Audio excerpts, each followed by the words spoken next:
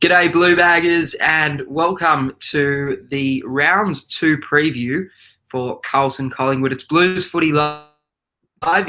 Your host, Jedd Zetzer here, beside my co-host, Harrison Hymans. Bolt, welcome to the show. Good to be back for another week, Zoot. A critical, non-negotiable game for us this week after another gallant performance last Thursday. And the team changes have come out early this week, which is pretty beneficial for this week's time slot, is it not? It is. So they've come out early. Talk us through the changes, Bolt. So I think they were pretty standard. Williams and Martin come in, mega ins for us. Zach Williams, first game in Navy Blue, as in he's going to make such a difference through the middle. And Jack Martin, we saw him last year. He's just so clean. He's just gives us that flexibility of running through the middle and probably being that third tall where we kind of lost Silvani last week. You know, he can play in the air and on ground. So they're massive ins. And then Silvani obviously goes out with the injury, and then Lockie O'Brien omitted. Interesting thoughts on the O'Brien omission? Oh, pretty fair. He didn't do much. And he made that massive blunder deep in the last quarter where he dropped the mark and turns it over and bang, I think it was Jake Arts at goal. But I'm not surprised O'Brien's out. So was Oscar McDonald stiff not to come into the 22? I think so, because, and we'll touch on it later when we go through the matchups, but there was a particular role I wanted him to play tomorrow night. So I do think it's because he couldn't have done more, as in the second half, coming off as the sub. He couldn't have done more. But it'll be very interesting. But he's an emergency, so hopefully when they announce the subs an hour before the game, that they might announce him as the sub again. But it is stiff that he's not in the 22 because he couldn't have done more. He couldn't have done more. He was almost our best player in the second half, wasn't he? Yeah, he was very good, isn't he? He just gave us another option up forward. He clunked a few. He kicked two. Should have kicked three, really. And obviously, he's defensive. He, a couple chase down, run down tackles. So, McDonald was great. But yeah, there was a particular role I wanted him to play tomorrow night, but we'll touch on that when we run through the matchups. But I'm pretty confident he'll be the medical sub again tomorrow. So the four emergencies were McDonald, Betts, Kennedy, and who was the fourth? It's evaded me. I can't remember either. Was it Stocker? Oh, it's O'Brien. It's O'Brien. O'Brien. So just quickly, will McDonald be the sub, or will it be Betts? David Teague said I don't think Betts is ready yet for round two. I think he'll play next week. So I'd assume it would be McDonald again, as in why would it not be, really? Yeah. But heading into the player matchups now, what are the critical ones for this match? Which is the most critical matchup, you think? So Collingwood's best player is so clearly Darcy Moore at the moment. It's not even funny. And he's their most important player.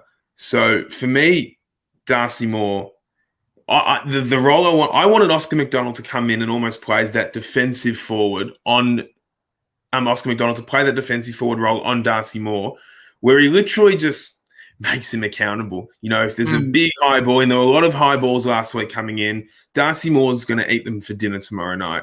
We just need someone minding him, and then in turn that gives Darcy Moore something to think about as well. So that's the role I wanted Oscar to play. So Darcy Moore's a big one. He's probably they can probably get away with him not taking Mackay or Casbolt. I think Roughhead will go to Mackay. Can you get away with Madgen playing on Casbolt? If they can, then it's very dangerous for us because Darcy Moore is going to do what he wants. Yeah. There's a little comment here that's come in saying Steele Sidebottom is back tomorrow night, which is good. Well, it's not good for us, Bella. Bolt, who goes on Sidebottom, and do we focus on that player in particular? It's definitely not good for us at Sidebottom's in. He did mention today, I saw that he was going to play a bit forward as well. We saw Pendlebury definitely deep in the last quarter played a lot of time through the forward line. So Sidebottom will probably drift from his wing into the forward line. I think maybe it'll be Ed Curnow running with him. It'll be interesting to see with Sidebottom. I'm not sure if we'll start necessarily anyone hard tagging him. even like Nunes, just on like a one-on, not really a tagging role, but just a head-to-head one-on roll up and down the wing, isn't a bad option either. Blue Baggers, if you're out there, you want to ask any questions, comment them on Facebook, YouTube, Periscope, Twitter, wherever you're watching. Put in your comments and we'll be sure to answer them.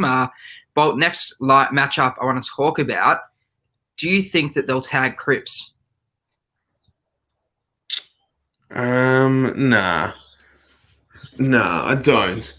So they're going to go in with a starting midfield of like Adams, Pendlebury, obviously side bottom. De Goey's now part of that heavy midfield rotation, which is very interesting as well because, and obviously, when De Goey goes forward, it'll be the same as last week. Plowman will probably get him, and I know we were both pretty vocal during the week of Plowman being very good against the Tigers. The Tyler Brown will probably run through the middle a bit. So they don't bat too deep through the middle, though. They don't because Dacos barely played on the ball last week as well. So, and then Sire is the other one. So no, I don't think. Maybe it'll be Sire, that big body, going with Cripps at stoppages, but I think it'll just be a head-to-head battle to begin with. What do you reckon? Yeah, look, I agree. I don't think they'll particularly tag him, but they'll definitely pay some attention to him. There's just a question that's come here from John. He says, do you reckon Martin can be the defensive forward player so that Harry and Levi can have space? I don't know if Martin's big enough to put. Can he take a man away from them? I don't know if he can. I don't think so, but I don't think. But why wouldn't want Jack Martin to almost sacrifice his own game for that? Because I still want him, running through the middle. And, they spoke about during the year how Martin and Williams are going to be in that forward mid rotation. So it'll be interesting. I don't think Martin won't play that role because Martin's, a threat up the ground as well. So it'll be interesting. Another one here that's come in from one game says, where do you think Dow will mostly play? Now, Bolt, this is an interesting one because you've been quite vocal on this. With Williams and Martin coming in, does he get squeezed out of the middle? And if so, where does he play? Absolutely does he get squeezed out. And I'm not sure. I don't know. I personally thought he should probably be the next out, just in terms of team balance. But Dow will play that flaky half-forward role that he was playing at the back end of 2019 and for the couple of games he played last year, which, to be honest, he didn't play with to great effect. So it's a very interesting night for Paddy Dow. He was improved last week. I'll give him that. He was. He didn't set the world on fire, I'll say in the same breath, but it was improved. But this is a big week for him because, there's people coming back. So it's competition for spots, isn't there? There really is. But, yeah, I think he's going to play. I can't see him attending too many centre stoppages. I think he'll be more forward half. Yeah, Miggles agrees. He says he is starting up forward. There's another one coming in here saying where the footy suits us more than Carlton. Now, Kev's Magpies. I'm assuming he's a Magpies fan. I don't know why. We're getting these comments. We're for the Blue Baggers. I don't think where the footy does suit them more than us, but we don't even know if we'll be raining. So Mason Cox in the rain. Whew. Gosh. Talking about Mason Cox, who goes on him? Is it Wiedering or Jones? God, that's a good question. I think it has to be Wiedering. And Jones. I think it has to be. And Jones, yeah, it's a tough one. You've got one that's so tall and then one that's not as tall but probably plays taller than his height suggests. So it's very hard to make. Jones is 199 centimetres, so he's a big fella. Wiedering's 196. Cox is 211. So we're going to be... I think it's Wiedering. I think it'll be Wiedering, Cox to start. I think. Yeah, it could go either way. I'm going to say Wiedering, Cox, Jones, Myercheck. But it's an awkward one. That's why he's so awkward. He's not a very good player, but he's so hard to match up on, which is why he's such an issue. That's exactly it. And this one, I love this from Chris Beach. He says, Weeders to put Mason Cox in his pocket by the end of the night. Love that. I hope so. Well, Tom Lynch only kicked one goal versus Wiedering last week. So Yeah, no, and that's a fair point from Tritter as well, that Jones is more athletic and a better fit for Cox. So he probably will get a more elevated leap, and he's taller than Wiedering as it is. For me, it's just Wiedering's the better defender. That's the only reason I probably favoured Wiedering in that argument, in that debate, I should say. But I agree. It could go either way. And and Whitney said it as well. He's got better body position, which is probably going to, the fact that Wiedering's a better defender will probably, I guess, compensate for that height difference a bit better than Jones. Alexander says Wiedering is on my check. My check is more versatile and can kick better goals. I agree with that. Yeah, he can, but Cox, it's so tough because if Collingwood get really direct inside 50s, and when I say direct, I mean central, like, not kicking it out into the pockets, like central up the middle, Cox is going to be impossible to defend against. Which is why I just think Wiedering, being the better one-on-one defender, is probably a bit more suited. It's tough. I think both of them have their pros and cons against Cox in that matchup. Why do I like, says Harry McKay, big 50 games. He has to have a big game and kick 6 goals. Well, that's his prediction. Bolt, that would be a big game for H, isn't it? It's a big game because he kicked 2 goals, 3 last week, 2 goals, 4, and he missed a couple of sodas. So it was a frustrating night. It was a frustrating night for H. It's a big game. I don't think he's ever kicked 6. It would be a career high for him. He's kicked 4. Has he kicked 5? I don't think so. He's definitely kicked 4, not 5. But yeah, look, we need a big game from H. And if H is kicking 6, we're going to win the game. So yeah, let's hope. Yeah. This one's come through. Kyle says Oscar McDonald medical sub this week again. Yeah, that's my tip. Yeah, that's the way I see it going. But who knows? It is meant to rain tomorrow night, so maybe it will be Matt Kennedy, who we saw play some really good footy in the wet last year, and he can still provide that option up forward as well. So Matt Kennedy's not a bad shout. I can't see it being Betts O'Brien. Kennedy was in the best every match we played in the wet last year. Yeah, as in his game against the Bulldogs, and was it against North Melbourne as well? North Melbourne. Yeah, and he played the Freo game up in Freo, I think, as well. He did. So, it was quiet that day, though. Okay. But no, I remember him being prominent against Footscray. So it'll be interesting. I think it'll be McDonald, but Kennedy is the bridesmaid for me in that regard. Andrew Say says tackling pressure needs to go up in the forward 50 for us to beat the Pies. I agree with that. And we also need to lower the eyes with our inside 50s instead of bombing it in. It's an interesting comment because we looked in the first half, even in the first quarter last week, we were literally just going in with purely the high ball, and we actually looked really, really dangerous because all Casbolt needed to do was bring the ball to ground. And we actually looked really, really dangerous with a lot of numbers down there. But I do agree, as in direct entries is going to make us a better team going forward. But yeah. Well, thoughts on this question that's come through? What can we do? Well, the issue is this week, Collingwood Smalls kill us every year. It's the Josh Thomas has an annual day out against Carlton every year. Jamie Elliott's going to be down there. Hoskin Elliott, Degoe's going to have runs down there. So he's probably going to have to defend again Petreski-Seedon, as bad as that is for his own personal game. But he got dragged to the goal square a bit last week. He's going to have to defend again, really. I don't think it's going to be, a 25 possession game for Petreski-Seedon, unfortunately. Bluebag is watching in. I'd love you to comment down below your predictions for the match because we're going to talk about that now. Predictions, who's going to win and by how much, and just include there who you think will kick the first goal of the night. I think last week most of us said H. And it was Casbolt. It was Casbolt.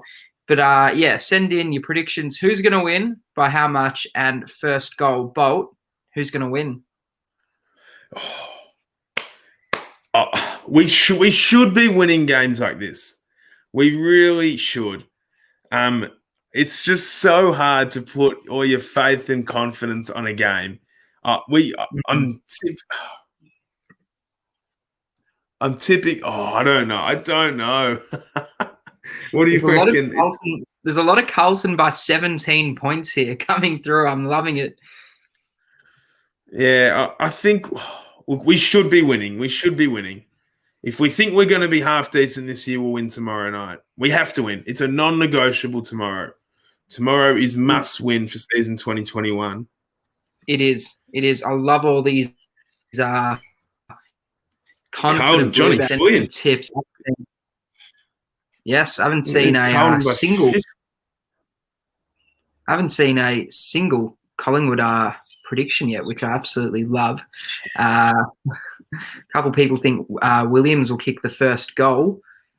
Cripps' that'd be a goal. statement, wouldn't it? Yeah, well, I think Williams will kick a few tomorrow night. So what can we expect from Zachy Williams tomorrow night? Aggression, a bit of grunt in the middle. I think we can definitely expect from him. I'm not sure how involved he's going to get in the forward half. I know there's been a bit of talk about him switching. He did against the Saints, though. Yeah, I mean, I'd love him to, but I feel like we need him in the middle. We need him predominantly in the middle. We do. He's a beast, and he's got a great mix of inside-outside game as well. It's a massive inclusion. What better time to do it? 75,000 Carlton fans, Thursday night lights against the old rivals at the MCGs. It's massive for Zach. And he needs a bit of redemption. He's our big booming recruit. He's on good money. He's on a long contract. He missed the opening game. He has to. I hope he doesn't knock someone out. I hope he doesn't do that again. Yeah, and look, if he's going to do it, to go his face looks good for the taking. Like to see at least 6 tackles from Williams. I agree. And we'll probably get it. He's a sniper by foot. It's interesting because, look, he isn't it's not a bad comment because he's definitely not the cleanest midfielder we're ever going to see wear navy blue. But what he adds in the modern game, which is very important, is an element of chaos going forward, Zach Williams. So I agree. He's not like Merritt. He's not like Pendlebury. He's not like McRae where you're going to get it lace out on the tit. But what he's going to be able to do is he's going to get the ball going one way. He's going to get the contested ball. So it's very interesting. Pitto to dominate in the ruck. I don't mind that. I'd love that to happen. Well, Grundy got absolutely slaughtered last week by Martin and English, the double. So it's going to be head-to-head this week. Yep, he gave English a bath round 1 last year. So 12 months on, and that's how good of a recruit Steph might be for Bulldogs. But Pitternet was just okay last week. He didn't do much. It's an interesting one. Grundy looks like he's labouring at the moment. I'd almost just take Grundy as deep as you can forward, as in once the stoppage is done, just get Grundy into a position where he doesn't want to be, which is defending. I think you've just got to run him around a bit. And it's weird to think about, 24 months ago that the key to beating Grundy was running him around. Yeah. It is an interesting one. Will Setterfield 30 disposals. He needs 30 disposals because he had a quiet one, didn't he, last week? He does. I just thought he was very disappointing last week. He got a few more disposals after halftime. I thought he was very disappointing. So I do like setters, but it just wasn't for him. But I guess, Nguyen's got a really good run of it on the wing last week, and Curnow got a lot of the footy, so it won't happen for everyone, but it's a very important game for setters because guys like that through the middle, it's going to be, we got slaughtered a bit coming out of the middle last week, so it's a big game for the entire – and as good as Walsh and Cripps were last week, as a midfield group, we definitely got beaten convincingly. So it's guys like Setterfield stepping up. We get Martin and Williams coming in, Walsh, Curnow. It's a pretty good group. It's a pretty good group of 6. So it'll be very interesting. Another one coming in, will Betts play again? Oh, he'll definitely feature this year. As in David Teague thinks he's in the best 22, he said today. So he's definitely on the brink of playing. I think they've earmarked next week against Freo, but he will play again. He will. Okay. The next one, this one from Josh Tonini. McDonald was stiff not to make it in the best 22. We sort of touched on it. I think the consensus is we sort of agree. Yeah, it's probably honestly just a bit of team balance and a bit of who do you drop next. I think the next 2, we've touched on Dow, and I think Williamson's the other one that wouldn't want to play 2 games like that in a row. I think they're probably the 2 on the edge, but I think it's just a team balance thing for McDonald. because they were never going to drop Casbolt or Mackay. It is unlucky because he couldn't have done more. I'll give Oscar McDonald that. He couldn't have done more coming off the bench last week, but it's disappointing. And look, as much as I'd like to see him playing tomorrow night, if he's the sub, let's hope he doesn't play. Yeah, another one coming through. Oscar should have been on the bench. I would rather McDonald than Levi. It's fair. He had a better game than Casbolt last week, didn't he? He did. The thing with McDonald is he's a bit slight. So he's probably the thing with McDonald last week was he got the third defender. So Bolter and Asprey were on Casbolt and Mackay. So he's a bit slight, McDonald. So my issue is if he plays instead of Casbolt and Mackay up forward, he's not going to play a game like that again. If he played with both of them tomorrow night, I think it'd be brilliant because it would make Darcy Moore defend firstly, and then everyone would go down in the pecking order. So I would have played him, but we'll see. It's an interesting one. Yeah, this one from Andrew. Will they move Petrevski-Seaton up into the middle during the game? I doubt it. I think, for me, he's been tried and tested as a midfielder. He was for the first 3.5 years of his, for the first 60-odd games, like 70 games at Carlton. He played during the mid, and I can probably count 3 really, really good ones. So it's not like he's never played there. I just don't think he's a midfielder. Do you know what I mean? Maybe not yet, or maybe not at the level, but right now, as we sit here going into round 2, 2021, he's not an AFL-ready midfielder. It's a fair call. And if he was, he'd be playing there. I guess it's simple. He 100% would. He'd be in the same rotation as Jack Martin. I want to ask some questions because, and this is for the people listening, be sure to comment below your thoughts. So Eddie Betts is not in the team. They're saying he'll probably be ready for the following week. There's a couple others on the outside who might start looking at coming in the next few weeks, including Nick Newman, including Eddie Betts, including De Koning. Who needs to start performing big time this week to ensure that their spot is safe in the team? Who's it a big week for? Comment below who it's a big week for. And Bolt, I'm going to ask you, who's semi on the chopping board that needs to have a big week this week? Oh, the big one's Tom Williamson for me. As in, Tom Williamson was very disappointing last week, I thought. So he needs a big game, with Newman coming back in a few weeks especially. Yeah, I can agree with that. I like Williamson, but you're right. I thought he was average last week. I didn't think he was any better or worse. I gave him a 5 out of 10. I just thought he was bang on average. I didn't think he was great. He just, and I get it's like his demeanor, I get it's his game, but he was just rushed. It was bad chaos. It was bad chaos, though, because he just got himself into situations that he shouldn't have got himself into. So he was very frustrating last week. I saw someone comment, I think it was Tritter, again, saying Murphy, a few comments for Murphy ending a big game. He only had the 11 possessions last week. And look, he's a really good ball user. I love Murphy going inside 50. The only issue with Murphy these days at the back end of his career is very one-dimensional. There's no defensive side to his game. There's no resistance coming out of, forward 50 with him. Like people like Maynard, Crisp, Noble, these rebounding defenders are just got more. They're just going to, he's a witch's hat to them, really. He's not going to defend. He's brilliant with it. He needs to add that element back into his game. Josh Dolan's probably hit the nail on the head here for mine. I think Dow's in there. I think Dow's definitely in there. He's on the Dow. Yeah. Well, these are the 4. Paul's actually hit the nail on the head. I think he meant Williamson firstly. Yeah. Williamson, SPS, Dow, and love Murphy, but needs to land a tackle. He does, but it's not in his game, and that's why I guess you got Fisher and Fogarty and Gibbons in that same type of role as well, which will provide a little bit more on that front.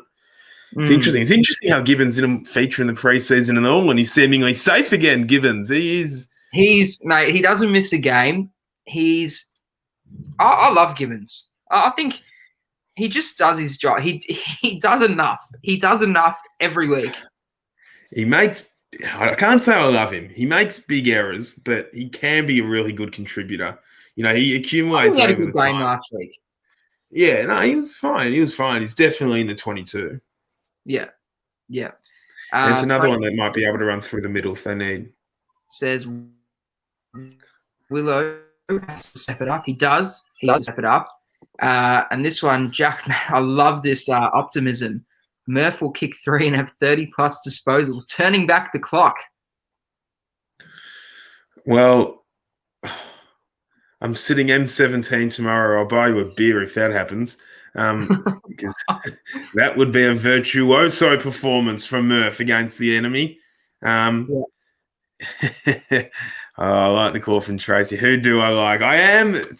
In the duo between me and Jedd, I am the pessimist versus the optimist. I struggle. So for me, everyone's unrated until I rate them in my head. So there are a lot of players. I love Cripper. I love Walshy. Wiedering, as in, Doherty was a bit down last week. But look, there are some that I just think we've almost got to, I think we're too patient sometimes as like a supporter base with players. I think, if you can see someone's not up to the level, there's no point, relying on potential and hope and waiting, 24, 36 months. That's just where I come from, I guess, with, in that regard. But, yeah, that's just me. But once again, if someone plays well, I'll give him credit where credit's due. And, I've been a bit of a Plowman basher the last few years, and Plowman I thought was absolutely brilliant last week. I think, where we sat on the ground, a lot of defensive efforts in front of us were outstanding, really. Yeah, absolutely. Absolutely. Neil Jerry's just commented. He wants to know the teams out. Neil, they are. O'Brien and Silvani make way for Williams and Martin. 2 huge inclusions if you missed that. So, Blue Baggers, just once again, comment below any questions you have. Give us some of your crazy predictions for the match. Something out of the box that you think might happen. Yes, Josh Plowman was fantastic last week. This is an interesting one that's come through from Paul Harvey. He says Gibbons in the midfield. What are your thoughts on that? Yeah, in spurts. I don't mind him up around the footy because he's better up around the ball. He's better up around the footy, Gibbons. I don't think he's a full-time midfielder though, but yeah. Julian, head over to the AFL.com.au website, or if you're on your mobile, you can head over to the AFL app and find the lineups. And I think even if you've got the Carlton app, or head over to carltonfc.com.au and you'll find all the lineups. Now, this one's come through from Alex. Should Marchie, I'm assuming you mean Marchbank, replace Jones? Yeah. For mine, absolutely not. I think Liam Jones is top 5, at least top 10, perhaps even top 5 most valuable players for us. So, and Caleb Marchbank, with all due respect to Marchbank, he's really proven nothing, I guess. He's been so unlucky with injuries that we really haven't been able to see him. So just my take on it. Bolt, do you have anything to add there? Well, look, and we kind of touched on this on the podcast last week about, because Jones wasn't great, and it was a rare blemish from Liam Jones. It was. He's not going to, Marchbank's not going to replace. Jones is a lock. Jones is a very good player for Carlton. And I'll put it this way. I love Jonesy. I love him. But Marchbank, I think Marchbank could easily come in very soon. And I think it's Williamson that will be shaking. I agree with you. No, he could come in. I just don't think for Jones. Jones ain't going anywhere at the moment. Ed kicks 3. Love that prediction. He's kicked 4 against the Pies, hasn't he, before? Or was that in a different game? I think he's kicked a couple against Collingwood before. In the past. Wouldn't have gone over that, I wouldn't have thought. Or maybe it was Sydney. He kicked 4 against someone, maybe 2 years ago in the front end of the year. Yeah, round 3, 2019, I reckon, maybe. Yes. Was it Sydney? That Eddie had? Yeah, Eddie had, yeah. He might have kicked a few in that game. Louis Hope's crazy prediction is Fisher 4 goals. I love that. Yeah. William. No, I'd love him to get on the scoreboard. He says Walsh Brownlow. Well, tell you what, he didn't do a bad job in the first round at putting his case forward. That is absolutely. Yeah, he might have snuck in for a vote. He got 7 coaches' votes. He was very, very good, Walsh. Another one. Eddie's kicked 3 in the second half. Don't mind that. Doctor, the Nunes. Well, I mean, how good was Nunes last week? Let's be honest. I love Nunes. He's just got a role in the team. He plays the role. He's brilliant, Nunes. He was a good outlet in the third quarter when we were under siege last week. So I'm a big rap for Nunes. I think he's just been fabulous since he's come into Carlton. Yep, 8 score involvements, as Alexander said, and he did. He played great last week. Yes, well, Whitney says, how will our midfield stack up? It's a good question. I think we'll go okay. I think we'll go okay. I think we've got slightly more numbers than them. William, and once again, Williams Martin coming back in is a massive difference. They're mega ins, and I'm very excited about it. They are. They're huge.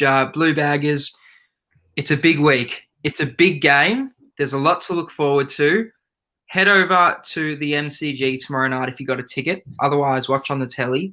Bolt will be there. Looking forward to it. It's going to be an absolute classic. Leave us with one last thing, Bolt. Are we going to win? And what confidence can you give Blue Baggers listening heading into the game? Give us confidence. I'm not the man that you should be seeking confidence from, but we have to win. Tomorrow is massive. It will make a world of difference to the club if they win tomorrow night.